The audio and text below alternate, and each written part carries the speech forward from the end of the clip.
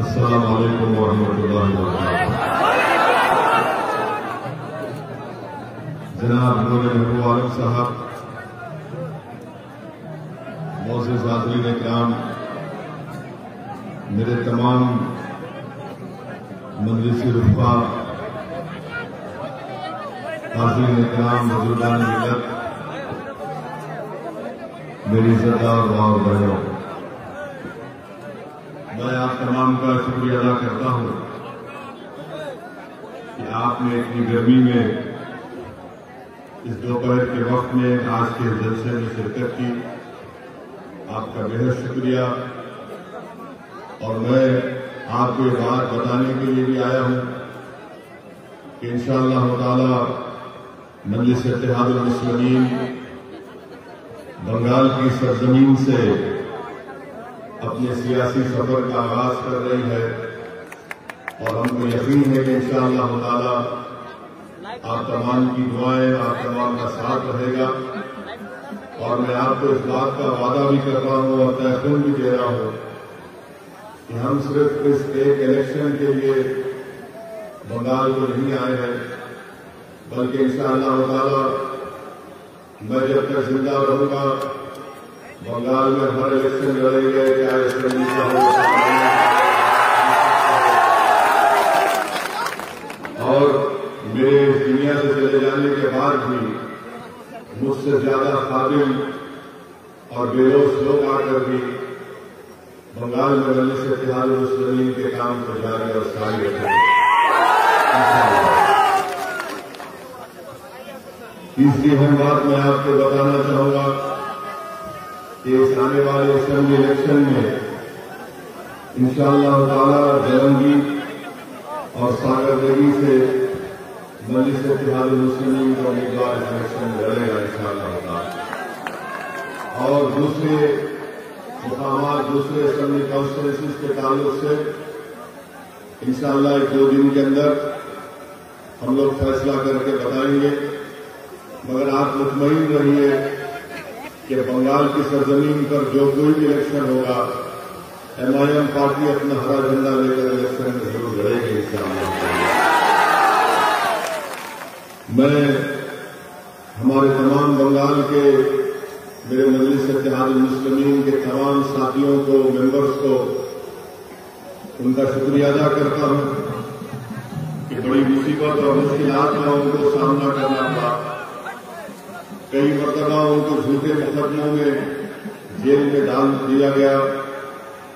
2-2 महीने, 3-3 महीने उनको जेल में रहना पड़ा। मगर मैं उनको सलाम करता हूं कि हुकूमत के जुल्म के बावजूद भी वो आज भी मजलिस इत्तेहादुल मुस्लिमीन का परचम उठाकर फख्र से मजलिस का काम कर रहे हैं। मैं साथ ही साथ बंगाल की इस टीएमसी हुकूमत को बताना चाहूंगा कि आपने मजलिस के मेंबर्स के ऊपर जुल्म किया, झूठे केसेस डाले, उनको 2-2 महीने, 3-3 महीने जेल में रखा। मगर टीएमसी को ये बात महसूस कर लेना चाहिए कि अब तो ये तो हमारी शुरुआत है, अभी तो हमारा स्टार्ट हुआ है और स्टार्ट में ही टीएमसी की नींद हराम हो चुकी है। इंशाअल्लाह ताला यकीनन हमको और आपको मिलकर मेहनत करना है, जुस्तजू करना है और हमको हालात से नाउम्मीद नहीं होना है। मैं साथ ही साथ आपको ये भी बताना चाहूंगा कि मैं जब यहां पर आ रहा था तो मुझे कई लोग फोन के जरिए, ईमेल के जरिए ये बोले कि असदुद्दीन ओवैसी आप मत जाइए, आपके जाने से हालात खराब हो जाएंगे, आप क्यों जाना चाहती हैं, आप मत जाइए। एक बहुत बड़े बिजनेसमैन हैं, उनका कारोबार ऑस्ट्रेलिया में भी है। वो दिल्ली में मेरे से मुलाकात करके बोले कि आप क्या चाहते हैं। मैंने कहा क्या मतलब है आपका, आप क्या चाहते हैं? बोले नहीं, आप इलेक्शन मत लड़िए और बात कर लीजिए। मैंने कहा कि देखिए भाई, अल्लाह का दिया मेरे पास बहुत है, मुझे किसी चीज की जरूरत नहीं है, मगर आप जो नियत लेकर यहां पर आए हैं, आप वो अल्फाज अपनी जबान से अदा मत करिए। बहुत से लोगों ने बहुत कुछ बातें कही और मेरे आने से पहले ही मुख्यमंत्री ममता बनर्जी ने कह दिया कि ओवैसी एक्सट्रीमिस्ट है।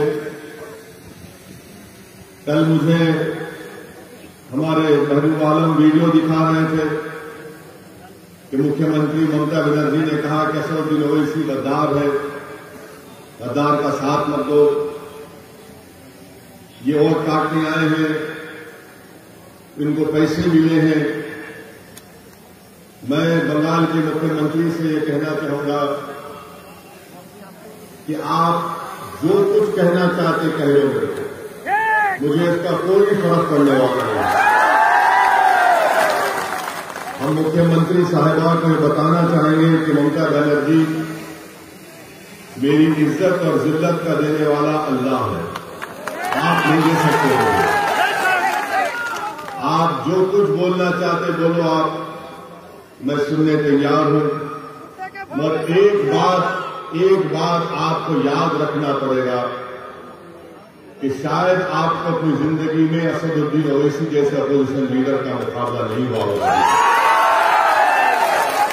हम लड़ेंगे, ये हमारा जमहूरी हक है, डेमोक्रेटिक राइट है, और हम आगे बढ़ेंगे इंशाअल्लाह ताला।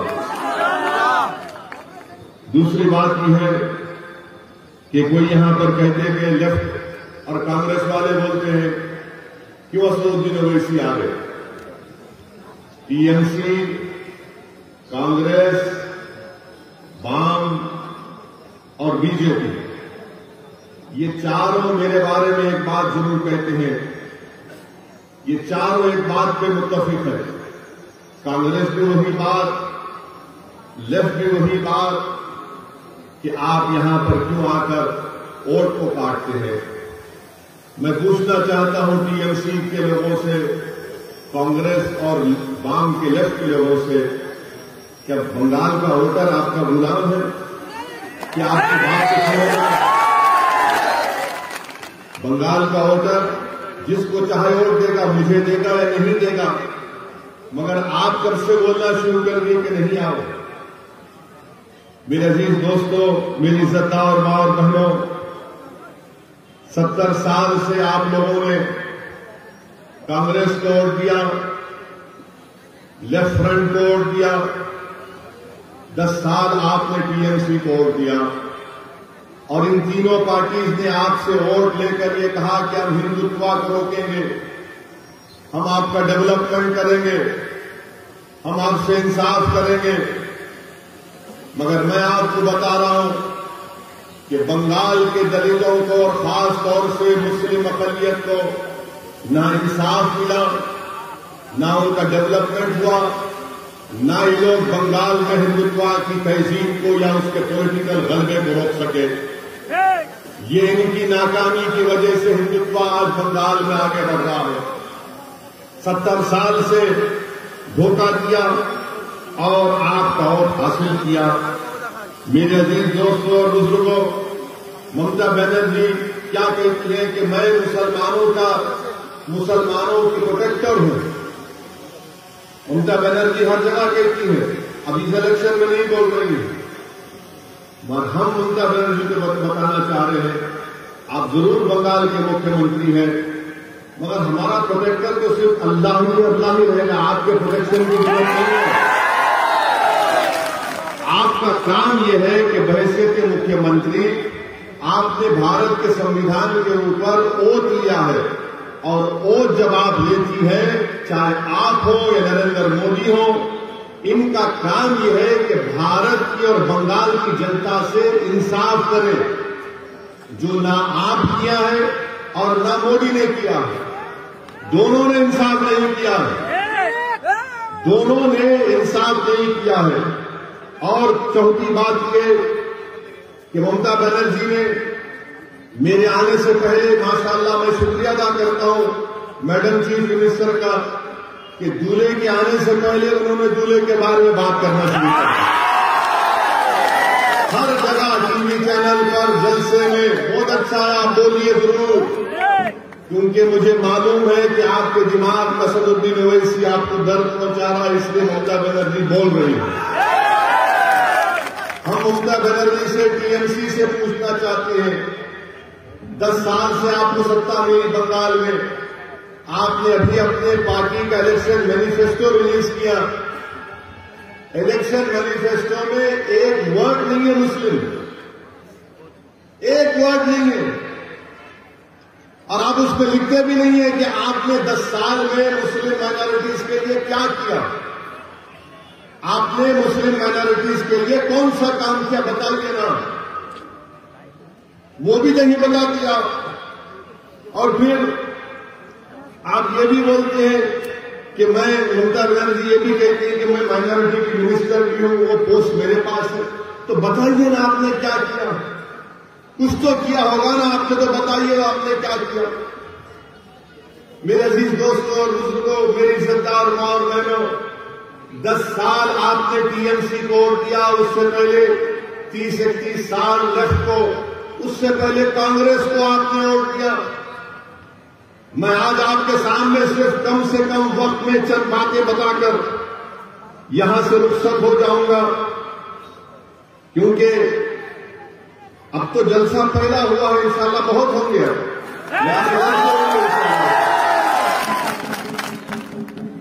मैडम चीफ मिनिस्टर कुछ नहीं बता सकती है, मैडम चीफ मिनिस्टर क्या दिखाती है, मुसलमानों के ईद के दिन आकर सर पे अपने पल्ले सर पे ओढ़ के ऐसा क्या करते, और आप लोग क्या करते हो, उससे पेट भरता, उससे नौकरी मिलती, बच्चों को स्कूल मिलता, अस्पताल मिलता, पुलिस से जुर्म का खात्मा होता, और ये इनका ड्रामा, सर पे ओढ़ो, हाथ उठाओ, अल्लाहू अकबर, ये नाटक है। ये नाटक कब तक चलता रहेगा?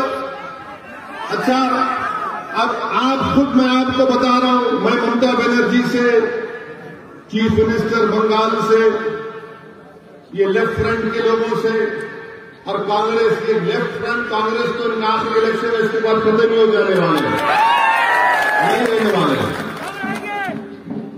इनसे मैं पूछना चाह रहा हूं, बंगाल में आप ये बताइए कि क्या ये बात सच नहीं है कि बंगाल में 15% मुसलमान बच्चे जिनकी उम्र 6 साल और 14 साल की है, वो स्कूल के बाहर है। 6 और 14 साल की उम्र के बच्चे 15% स्कूल के बाहर है। क्यों नहीं डाले उनको स्कूल में? आपने रोका था क्या आपको? ठीक है, मैं गद्दार हूं, चलिए मान लिया मैं गद्दार हूं, मैं सब कुछ हूं, आप स्कूल में क्यों नहीं स्कूल नहीं बनाए? ये गवर्नमेंट का डेटा है, मेरा नहीं है। 6 और 14 साल की उम्र के 15% मुस्लिम बच्चे स्कूल के बाहर हैं। आपको मालूम, यूपी और बिहार के बाद सबसे ज्यादा मुसलमान बच्चे आउट ऑफ स्कूल कहां पर है? बंगाल में। बंगाल में ये क्यों नहीं किया आपने? मैं रोका क्या आपको? आप स्कूल खोल देते। 30 साल लेफ्ट की हुकूमत, उससे पहले कांग्रेस की हुकूमत, 10 साल से टीएमसी की सरकार, किसने रोका था आपको स्कूल खोलने से? क्या ये बात सच नहीं है कि जितने सेकेंडरी और हायर स्कूल हैं वो मुर्शिदाबाद में, मालदा में, दिनाजपुर में नहीं है? क्यों नहीं है? क्योंकि यहां पर बड़ी तादाद में मुस्लिम माइनॉरिटी रहती है। कहां पर ये स्कूल ज्यादा है? दार्जिलिंग में है, बंकुरा में है। आप बताइए फिर ये क्यों, आप यहां क्यों नहीं खोलते? आप यहां पर खोलना चाहिए ना जहां पर जरूरत है, मगर नहीं। ममता बनर्जी बोलेंगे वैसी गद्दार है, लेफ्ट कांग्रेस बोलेंगे बी टीम है। अरे मैं सब कुछ हूं बाबा, तुमने स्कूल क्यों नहीं खोला? इनके पास इसका कोई जवाब नहीं है। अच्छा, आपको मालूम कि मुर्शिदाबाद जिले में 50% स्कूल के बच्चों को मिड डे मील स्कीम नहीं मिलता। अब तो खैर कोविड से स्कूल बंद है, मगर 2019 से क्यों नहीं देते आप मिड डे मील स्कीम? बच्चों को स्कूल में खाना दिया जाता है पूरे भारत में।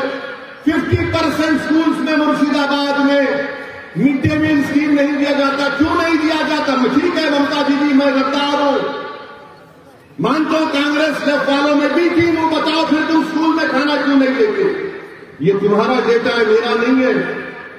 और फिर लेफ्ट के लोग बोलते हैं मुसलमान को जमीन दिए। 3/4 Muslims of Bengal have no land, जमीन ही नहीं दिए और झूठ बोलते हैं मेरे अजीज दोस्तों और बुजुर्गों।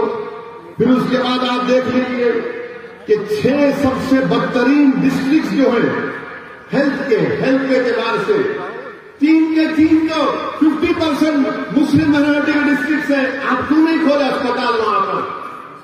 खोलना था ना, मैं होता आपको। ठीक है, मैं गद्दार हूं, बी टीम हूं, मैं उनसे पैसे लिया, उसको भी हूं, गलत बात है। ये काम आप क्यों नहीं करे? इनको इसी बात का हम सब सवाल करते हैं तो इनको तकलीफ हो जाती है। और मैं मुर्शिदाबाद की हमारी मां और बहनों को बताना चाह रहा हूं, मुर्शिदाबाद जिले के मां और बहनों को बताना चाह रहा हूं, जो 50% हमारी मां और बहनें बीड़ी बनाती हैं। अब आप मेरी बात सुन लो। क्या आपने टीएमसी और कांग्रेस लेफ्ट के किसी एक लीडर से सुना कि नरेंद्र मोदी की सरकार एक नया रूल बना रही टोबैको के ऊपर, तंबाकू के ऊपर, उससे लाखों बीड़ी बनाने वालों की नौकरियां चले जाएंगी? मैं 1 महीना पहले नरेंद्र मोदी की हुकूमत को गवर्नमेंट को लेकर लिखा कि क्लब टर्म अमेंडमेंट्स मत लाइए। भारत में 85 लाख बीड़ी बनाने वाली और उसमें 70% महिलाएं। अगर वो क्वापटा का अमेंडमेंट आएगा तो लाखों नौकरियां चले जाएंगी बीड़ियों की। इस पर कोई टीएमसी क्यों नहीं बोलती? क्यों नहीं बोलती ममता बनर्जी मोदी को? न कांग्रेस बोलती है, न लेफ्ट बोलती है। बीड़ी का क्या बनाती है हमारी मां और बहनें यहां पर? फिर आप वो भी देख लीजिए। अच्छा, मैं गद्दार हूं, ममता बनर्जी बोलती मैं गद्दार हूं, कांग्रेस बोलती कि मैं बी टीम हूं। अच्छा, ये बताओ पूरे बंगाल में 25.4% घर में टैप वाटर है, पानी का टैप वाटर है। मुसलमान को खाली 15% क्यों है? गद्दारों को पानी नहीं पिलाते ममता बनर्जी? आप बी टीम को पानी नहीं पिलाते क्या? 15% मुस्लिम के पास। अच्छा, ड्रेनेज लाइन पूरे बंगाल में 31.6% घर में ड्रेनेज लाइन है। कितने मुस्लिम माइनॉरिटी के पास है? 15.2%। क्या हम ठीक है, मुझे गाली दो, आप दिन भर के गाली दो, शायद आपका दिल मुतमईन होता होगा, रात में अच्छी नींद आती है, मगर ये सवाल का जवाब दो। इस सवाल का जवाब कौन देगा? मुर्शिदाबाद में आपको मालूम कि सबसे जहरीला पानी यहां पर मिलता है। मुर्शिदाबाद में आर्सेनिक पानी मिलता है, आर्सेनिक पानी, लाल रंग का पानी मिलता है। और उसमें पानी का क्या है? 3000 पार्ट्स पर बिलियन है। WHO बोलता है कि 300 लिमिट होना चाहिए। मुर्शिदाबाद में 3000 पार्ट्स पर बिलियन आर्सेनिक पानी मिलता है। क्या कर रही टीएमसी? क्या किया लेफ्ट ने? क्या किया कांग्रेस ने? जो मुर्शिदाबाद मालदा में बरसों से तुम्हारा एमएलए जीत के आ रहा, तुम तो साफ पानी नहीं पिला सकते, आर्सेनिक पानी आप देखिए मेरे अजीज दोस्तों और बुजुर्गों। फिर वहीं पर आप देखिए मगरबी बंगाल में हायर एजुकेशन का सर्वे हुआ गवर्नमेंट ऑफ इंडिया का। कितने मुस्लिम माइनॉरिटी के बच्चे हायर एजुकेशन में पढ़ रहे मालूम आपको? बंगाल में मुसलमानों का पॉपुलेशन क्या है? 2011 का सेंसस कहता है 27-28%। हायर एजुकेशन में बंगाल के कॉलेजों में खाली 7.8 बच्चे पढ़ रहे हैं। 7.8। कितने टीचर है कलकत्ता यूनिवर्सिटी में, जादवपुर प्रेसिडेंसी में मुस्लिम टीचर 3.6 है। ममता दीदी मैं गद्दार हूं, आप मुझे सजा देना था, ये बच्चों को नौकरी क्यों नहीं देते आप? और फिर आपको जानकर हैरत होगी 11% हायर एजुकेशन मुस्लिम्स है और 7.8% टीचर्स हैं। 27% 2011 का पॉपुलेशन मुस्लिम पॉपुलेशन है। आपको मालूम बंगाल में मुस्लिम एम्प्लॉयमेंट कितना है, कितनी नौकरियां गवर्नमेंट में आपको मालूम? 27% पॉपुलेशन है मुस्लिम माइनॉरिटी का, और गवर्नमेंट में ममता बनर्जी हो या कांग्रेस हो लेफ्ट हो, ओनली 6% मुस्लिम एम्प्लॉयमेंट में गवर्नमेंट में। 27% पॉपुलेशन, 6% नौकरी। और तीसरा आ जाइए आप, कितने जेल में है मुसलमान मालूम आपको? कितने जेल में है मुसलमान आपको मालूम? अभी बंगाल के कितने जेल में मालूम तुमको? तुम्हारी आबादी मुस्लिम अकलियत की आबादी 27%, गवर्नमेंट में नौकरी 6%, जेल में कितने मालूम? 38%। ताली मारने का नहीं है, सोचने का है। ताली मत मारो, सोचो मेरी बात को। ममता बनर्जी बोलती मैं गद्दार हूं, कांग्रेस लेफ्ट बोलती मैं बी टीम हूं। ठीक है, मैं मान लेता हूं तुम सच हो, मगर ये क्या है फिर? ये बर्बादी की दास्तान किसने की? ये बर्बाद किसने किया मुझे? तुम तो मेरा वोट लेकर चले गए, तुम तो मेरा वोट ले लिए ना, मगर तुमने क्या किया? मेरे बच्चों को स्कूल किया नहीं किया, कॉलेज में एडमिशन दिया नहीं किया, तुमने गवर्नमेंट में नौकरी दी नहीं दी, तुमने मेरे घर में पानी की लाइन दी नहीं दी, तुमने मुझे पीने का साफ पानी दिया नहीं दिया, तुमने मुझे क्या दिया? तुमने मुझे जेल में डालकर मेरे नौजवानों की जिंदगी को बर्बाद कर। ये पॉइंट है मेरे भाई। इसीलिए असदुद्दीन ओवैसी बंगाल को नहीं आना। मैं आपको सच्चाई से हर चीज बता रहा हूं, आप खुद देख लीजिए। अच्छा, आपको मालूम ये पुलिस के लोग हैं, कितने मुस्लिम सब इंस्पेक्टर है बंगाल में मालूम? कितना तुम्हारा पॉपुलेशन है? 28% पॉपुलेशन है ना। ममता बनर्जी बोलती है वैसी गद्दार, कांग्रेस लेफ्ट बोलती है वैसी बी टीम। पूरे बंगाल में खाली 7% मुस्लिम सब इंस्पेक्टर है। 7%, 7%, जिसको सार्जन बोलते इंस्पेक्टर बोलते, कितने मालूम आपको? 2% है खाली। मेरे भाई ये क्या हो रहा है?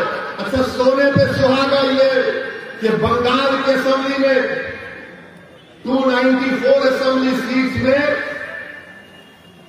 59 कितने सागर 59 है मुस्लिम एमएलए, 59 मुस्लिम है, जिसमें से ममता बनर्जी के 32 है।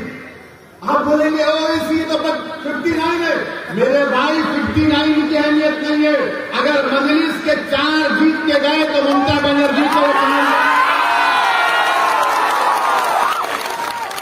ये 59 से कुछ नहीं हुआ। क्या किया? वो लोग तो खाली गूंगे बन के बैठे रहे बंगाल के सामने, कुछ बोल नहीं सके, पूछे नहीं कि क्यों इस नाइंसाफी हो रही है।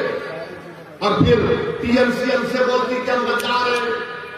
मैं ममता बनर्जी आपको याद दिला रहा हूं, यहां के जलसे से मैं ममता बनर्जी को याद दिला रहा हूं कि ममता बनर्जी 30 अप्रैल 2002, ये मैं जो कुछ कह रहा हूं ना, मैं चैलेंज कर रहा हूं। अगर इसमें से एक वर्ड भी गलत है तो मेरे को चैलेंज कर रहा हूं, बैठ के डिबेट करेंगे टीवी में। 30 अप्रैल 2002 को लोकसभा में डिबेट हुआ गुजरात के फसादात के लिए, जब मेरे वालिद सालार मिल्लत अलैहिर्रहमान एमपी थे सुल्तान सलाहुद्दीन ओवैसी, लोकसभा में सबने उस मोशन के खिलाफ वोट किया। ममता बनर्जी आपने तो मोदी का साथ दिया था 30 अप्रैल 2002, और मैं गद्दार हूं। अगर टीएमसी के लोग यहां पर हैं तो जाके तुम्हारी दीदी को सुनाओ।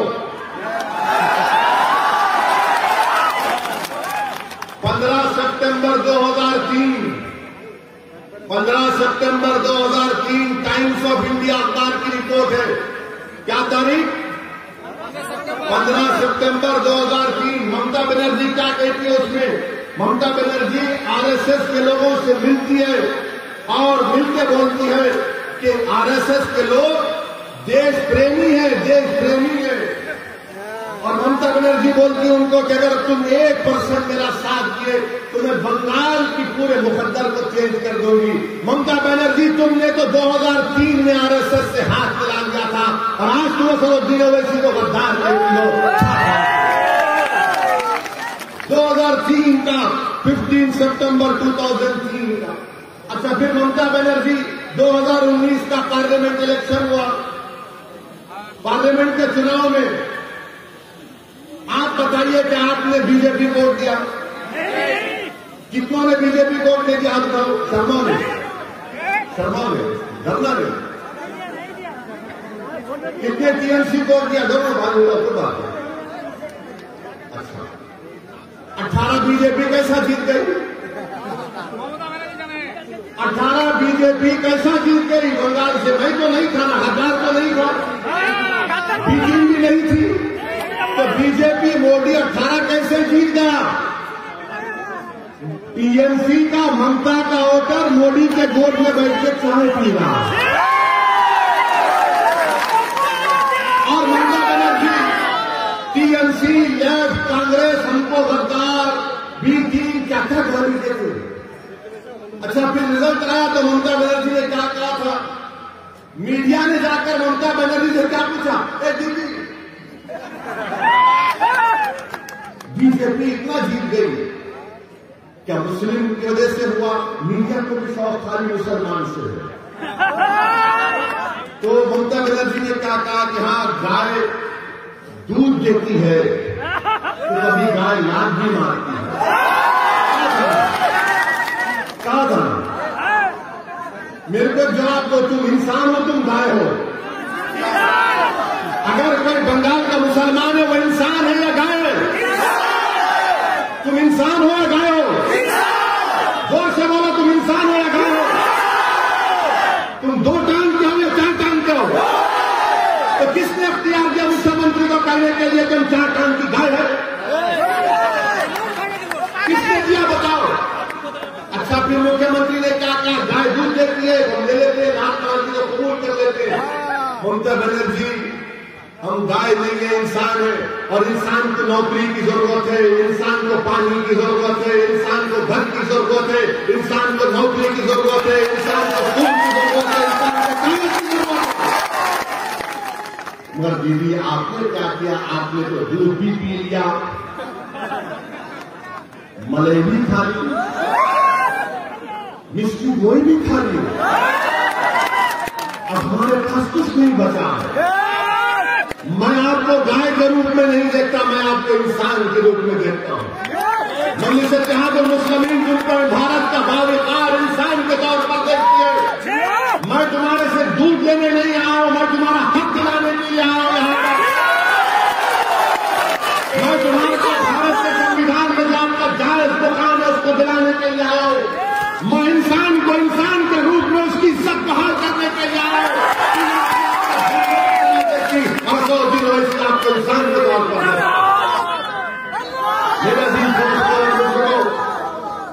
मेरे अजीज दोस्तों और बुजुर्गों, मैं आपको याद दिलाना चाहता हूं एक तारीखी शख्सियत को। कितने लोग टीटू मार को जानते हैं? टीटू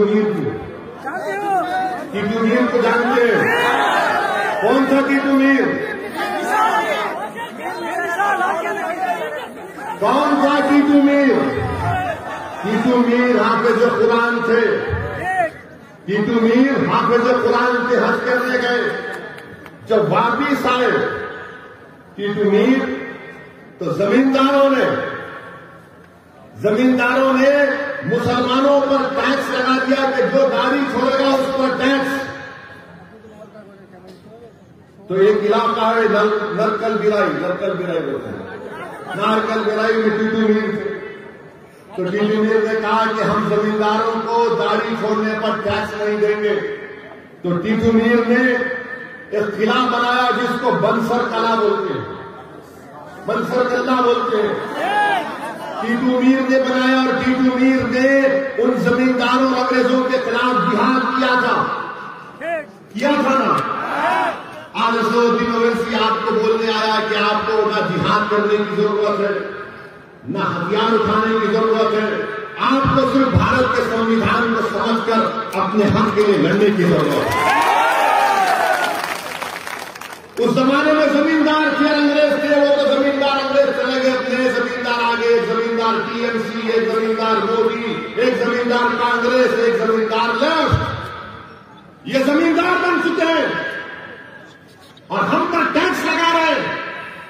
मेरे अजीज दोस्तों और बुजुर्गों, बताइए आप, अगर आप नहीं लड़ेंगे अपने हक के लिए तो क्या कोई आसमान से आएगा या जमीन से निकलेगा? नहीं, आपको अपने हक के लिए लड़ना है। मैं बुजुर्गों से अपील कर रहा हूं, आपको अपने बच्चों के रोशन मुस्तकबिल के लिए लड़ना है, आपको उनके लिए उनका हक संवारना है। ये कांग्रेस पार्टी क्या है बताइए, मैं बताता हूं आपको। ये कांग्रेस पार्टी जब बाबरी मस्जिद का फैसला आया तो कांग्रेस पार्टी इसका वेलकम किया। कौन उसके बारे में कहा? किसने कहा कि supreme court is supreme but not infallible? उसका नाम असदुद्दीन ओवैसी था।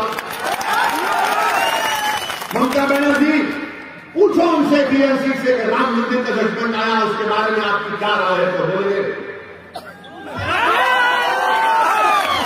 नाम बोलेंगे वो लोग कानून छोड़े। कांग्रेस के बहुत बड़े चीफ मिनिस्टर कमलनाथ ने ईंटें भिजा दी, प्रियंका गांधी ने उसका वेलकम किया।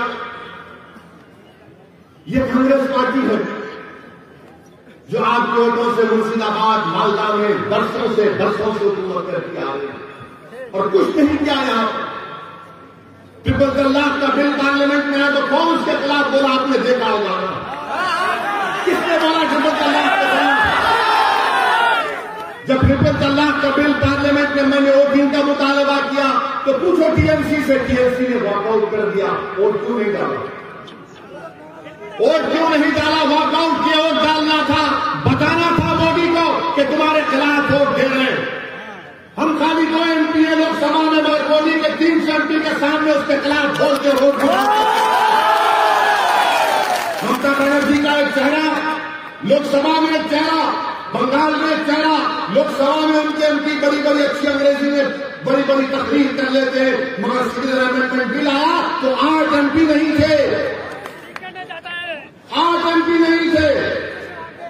किसने सारी दुनिया के सामने बता दिया कि CAA का कानून भारत के संविधान के खिलाफ है और मैंने सारी दुनिया के सामने मोदी के और उसके 300 एमपी के सामने उस कानून को फाड़ कर कांग्रेस ने किया?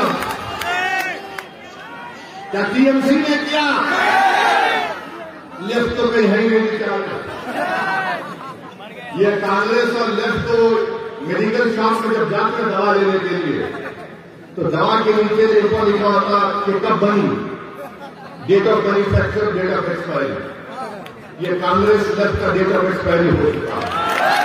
इनसे कुछ नहीं होगा, इनसे कुछ नहीं होगा अब कांग्रेस और लेफ्ट फ्रंट से। ये लेफ्ट के लोग बर्बाद कर दिए पूरे बंगाल के मुस्लिम अकलियतों को। अगर आज बंगाल में मुसलमान परेशान हैं तो लेफ्ट की वजह से इन्होंने बर्बाद कर दिया। कुछ नहीं किया, कुछ नहीं किया। जो कार्ल मार्क्स, लेनिन क्या क्या बातें की, इनकलाब आएगा, इनकलाब, अरे कहे का इनकलाब? मेरा घर बर्बाद हो गया, मेरे बच्चे को नौकरी नहीं मिली, मेरे घर में तनाव नहीं है और तुम इनकलाब की बातें करते हो। कितना धोखा दिया तुमने 30 साल में।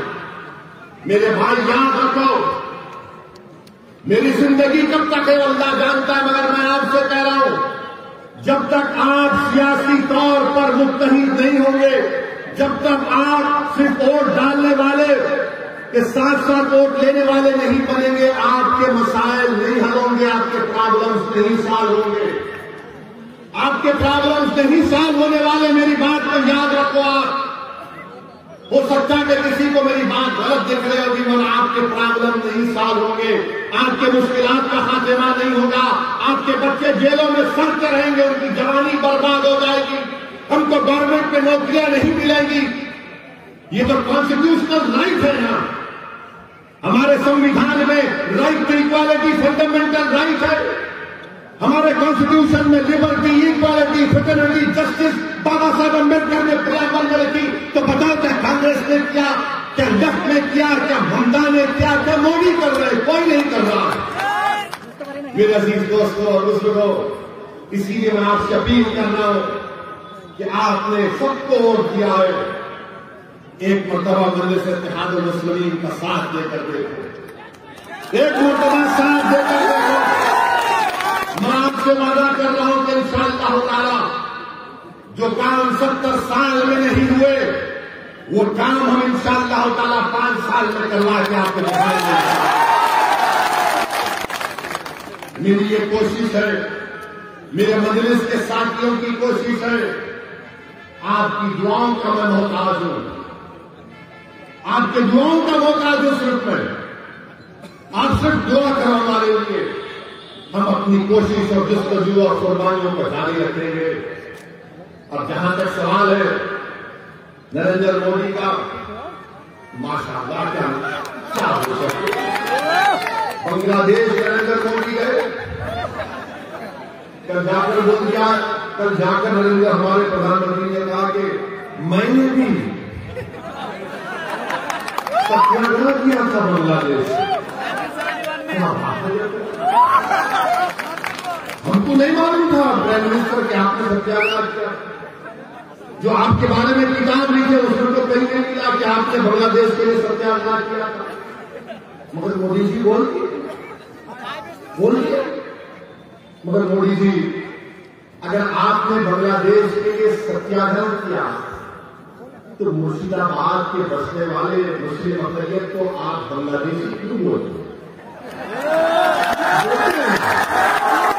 बोलते हैं ना, दीमक भी बोलते हैं। मगर बांग्लादेश को बनाने के लिए आपने सत्याग्रह किया तो हमको क्यों गाली दे रहे थे आप? हैदराबाद में बल्दिया का इलेक्शन हुआ तो बीजेपी बोली हैदराबाद में ओवैसी के कॉन्स्टिट्यूंसी में बांग्लादेशी थे। वो बांग्लादेशी नहीं थे, वो बंगाल के सोने का काम करने वाले काबिल लोग बसते मेरे कॉन्स्टिट्यूंसी, उनको बांग्लादेशी।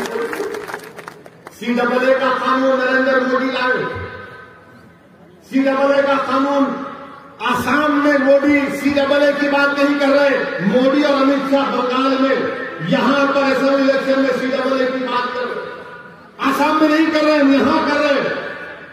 मैं आपको बता रहा हूं, ममता बनर्जी की TMC पार्टी, चीफ मिनिस्टर की पार्टी बीजेपी को नहीं रोक पाई, तो कैसे CAA को रोक पाएगी?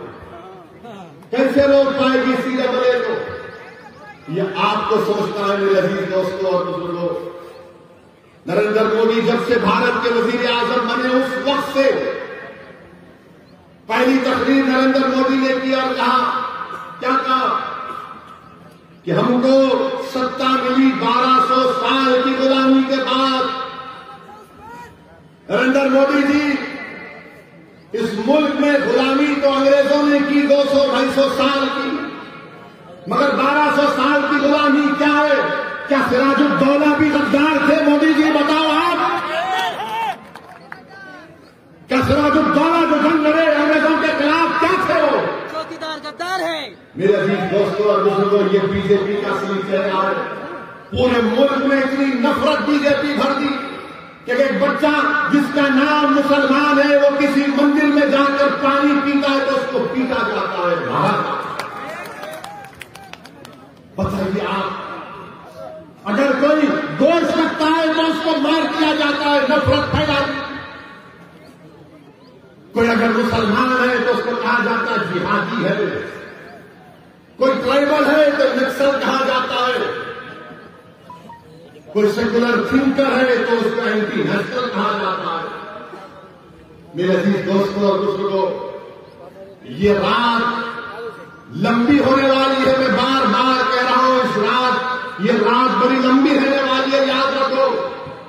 अगर तुम इन तमाम सियासी पार्टियों पर भरोसा करोगे तो याद रखो नुकसान उठाओगे, नुकसान उठाओगे। मैं डराने के लिए नहीं कह रहा हूं, फिरका परस्ती इतनी बढ़ चुकी है, कितनी फिरका परस्ती बढ़ गई कि ममता बनर्जी इस इलेक्शन में आकर कहती है कि मैं हिंदू ब्राह्मण हूं। कहा था नहीं कहा था? क्या ममता बनर्जी ने नहीं कहा कि मैं हिंदू ब्राह्मण हूं? बताओ आप, हम तो वर्णा सिस्टम में नहीं है, अल्हम्दुलिल्लाह, हम तो नहीं है ना। वो चीफ मिनिस्टर कह रहे मैं हिंदू ब्राह्मण हूं, तो फिर मैं कहां जाऊंगा? मैं कहां जाऊंगा? बताओ, तुम सोचो, फैसला करो, तुम और हम कहां जाएंगे? जब बंगाल की मुख्यमंत्री कह रही है कि मैं हिंदू ब्राह्मण हूं, तो बताओ हम कहां जाएंगे फिर? क्या ये डाइवर्सिटी है, ये प्लूरलिज्म है, ये सेक्युलरिज्म है, ये लिबर्टी है, ये इक्वालिटी है, जस्टिस है? कि एक मुख्यमंत्री कह रहे कि मैं हिंदू ब्राह्मण हूं, तो फिर आप और हम कहां जाएंगे? बताओ। नरेंद्र मोदी कहते कि मैं हिंदू नेशनलिस्ट हूं, तो बताओ फिर हम कहां जाएंगे? बोलो कहां जाएंगे हम? रहेंगे यही इंशाअल्लाह ताला, इज्जत के साथ रहेंगे, अपनी सियासी क़यादत को बनाएंगे, अपने वोट से अपने नुमाइंदों को कामयाब करेंगे, बंगाल में इनकलाब बर्पा करेंगे, बंगाल में तारीख लिखेंगे इंशाअल्लाह।